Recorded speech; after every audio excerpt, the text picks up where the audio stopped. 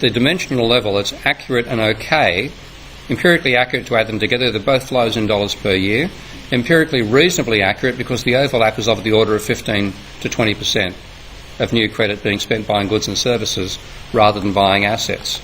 And my analogy here is imagine having a flow on a river where there's a pump injecting water at some point in the river. The total flow is going to be the sum of the water passing along the river plus the water being pumped into or out of the river using the pump. And therefore it's okay, it's not accurate, but it's reasonable to get an idea of just what the level of monetary demand in the economy is to sum credit plus GDP. And when I do that for Japan, I get a pattern like this. The red and blue lines are graphed on the left-hand axis, the black on the right. The red line is GDP in nominal terms. The blue line is GDP plus credit. Now, the credit peaked slightly before the sum of the two peaking in 1990, but that was the crisis for Japan. Its crisis began because credit demand disappeared from the economy. Before the crisis, and the 5 years before the crisis, credit averaged 18% of GDP. Since the crisis, it's been roughly minus 2% of GDP. And in total sum, that's why, in nominal terms, Japan has not grown for 25 years. The same thing applies to America. Not quite as severe in terms of the aftermath. But again, America's crisis began when credit slowed down. Its recovery began when credit started to grow once more. Before the crisis, and the 5 years before the crisis, credit was equivalent to about 11% of GDP, so a smaller bubble than Japan had. Since then, it's been about 3.5% of GDP.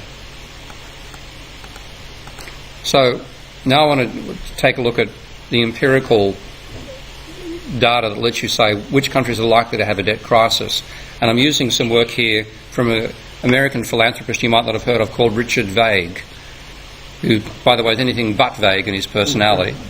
Richard established two of America's major credit card companies, and then in watching the data he got as a boss of a credit card company, saw the level of mortgage debt rising and got worried about whether his credit card clients could repay their credit card debt given the mortgage that we're taking on.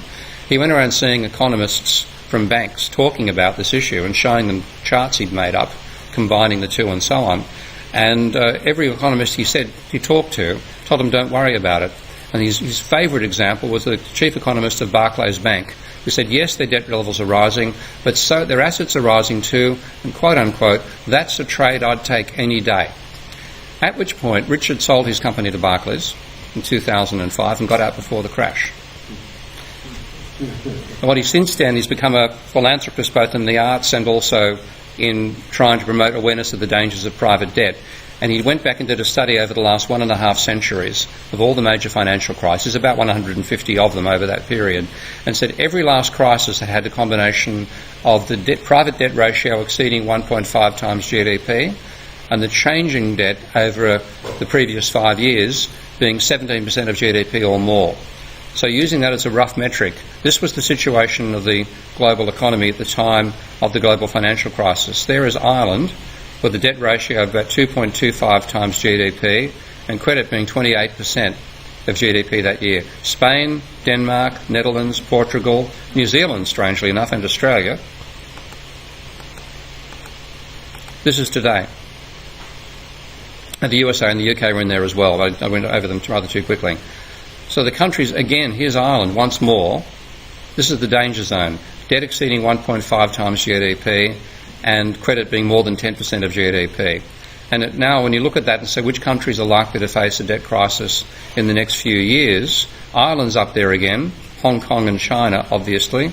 Australia, Canada, Korea, Sweden, Norway and Belgium are all in the bottom range, but in this range here, but their debt levels are closer to 2 times GDP, not just 1.5.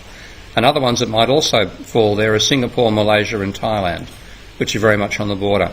Possibly you might also consider New Zealand, Switzerland and France. What do you mean by private? By crisis, I mean a severe drop in demand. No, private debt. Private debt, yeah. Oh, it's in private non-financial sector, so not including the financial sector.